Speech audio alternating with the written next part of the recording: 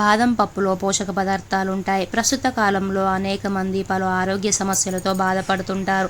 వీటిని వారు పాటిస్తూ జీవన విధానం, ఆహారం అలవాట్లు కారణమని చెబుతున్నారు.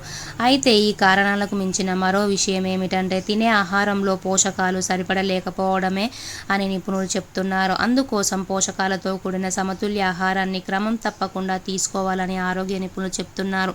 ఇలా చేస్తే ఆరోగ్య సమస్యలు దూరం కావడమే కాకుండా లెక్కలేనన్ని ఆరోగ్య ప్రయోజనాలు కూడా కలుగుతాయి అని వారు చెప్తున్నారు. బాదం పప్పులు చాలా ముఖ్యమైనవి. ఇవి నిజానికి పోషకాల గని కూడా అంటారు. దీనిని బాదం వెన్న, బాదం పాలు, బాదం నూనె తయారీలో కూడా వీటిని ఉపయోగిస్తారు. బాదం పప్పును పచ్చిగా తినడంతో పాటు వీటిని వివిధ రకాల వంటకాల్లో కూడా వాడతారు. ఇందులో ఎన్నో రకాల ప్రోటీన్స్, ఖనిజాలు, విటమిన్లు మరియు ఫైబర్ సమృద్ధిగా ఉంటాయి. వీటిని సాధారణంగా రాత్రిపూట నానబెట్టి ఉదయాన్నే తింటారు. మన దేశంలో జమ్మూ కాశ్మీర్, హిమాచల్ ప్రదేశ్ రాష్ట్రాలలో ఎక్కువగా ఉత్పత్తి చేస్తారు.